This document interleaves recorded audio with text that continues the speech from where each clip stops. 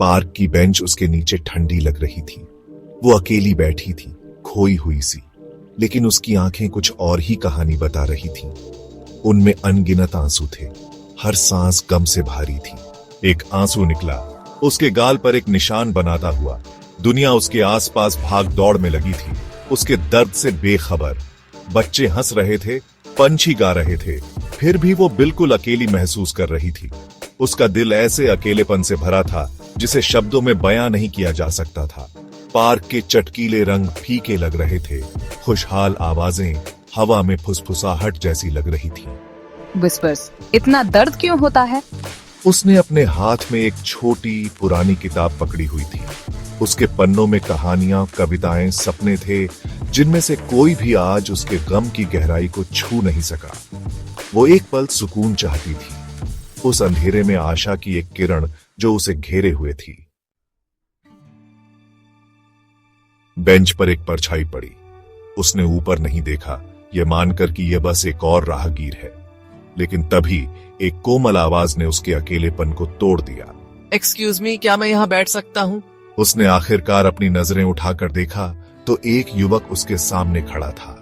उसकी आंखें एक शांत समझ से भरी, एक पल के लिए उसकी निगाहों से मिली। उसने चुपचाप सिर हिलाया, बेंच पर जगह बनाते हुए वो बैठ गया, उनके बीच एक सम्मानजनक दूरी रखते हुए।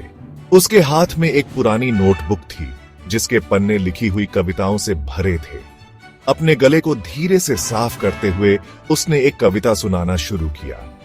उसकी आवाज हालांकि धीमी थी, लेकिन उसमें भावनाओं की गहराई थी जो उसके अस्तित्व के मूल से गूंजती थी। Clear his throat softly in the quiet of the night where shadows dance and dreams take flight. शब्द उस पर एक हल्की बारिश की तरह बरस रहे थे। हर शब्द ध्यान से चुना हुआ प्यार, बिछड़न और मानवीय भावना के लचीलेपन की बात करता था। कविता ने उसके दिमाग में चमकदार तस्वीरें पेश की, उसे साझा भावनाओं और अनकही समझ की दुनिया में ले गई। सॉफ्टली, बहुत खूबसूरत। जैसे ही वो बोला, उसने अपने भीतर एक बदलाव महसूस किया। उसकी छाती में जकड़न कम हो गई, उसकी जगह एक हल्की गर्माहट आ गई। कविता उसका सुकून बन गई, उसके दुख के समुद्र में एक सहारा। उसके आंसू हालांकि अभी भी मौजूद थे, अब उनमें राहत का, भावनात्मक मुक्ति का एक संकेत था। Through the pain and through the strife, there blooms again the flower of life. उसकी आवाज में एक शांत ताकत थी, एक कोमलता जो उसकी अपनी जैसी थी। उसने महसूस किया कि वो अपने दर्द में अकेली नहीं थी। कविता एक पुल बन गई जो मानवीय नाजुकता और लचीलेपन के उस साझा क्षण में उनकी दोनों आत्माओं को जोड़ती थी। विस्पर्स, शुक्रिया। जैसे ही कविता के आखिरी शब्द हवा में गायब हुए, उनके बीच एक सन्नाटा छा गया। ये एक अजीब सन्नाटा नहीं था, बल्कि अनकही समझ से भरा हुआ था।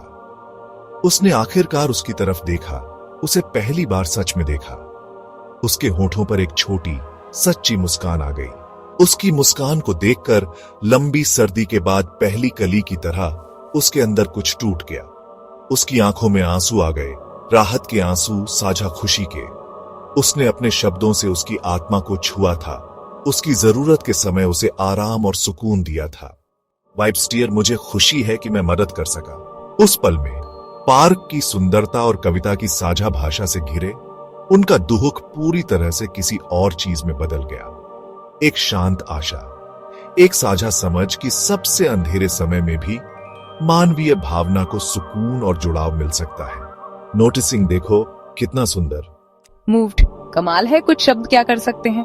स्माइलिंग, सच में ऐसे पल हमें दुनिया में अच्छाई की याद दिलाते हैं, और इसलिए अपने साझा क्षण के बीच उन्होंने पाया कि सबसे अंधेरे समय में भी हमेशा आशा की एक किरण होती है, जुड़ाव का मौका होता है और उपचार की संभावना होती है।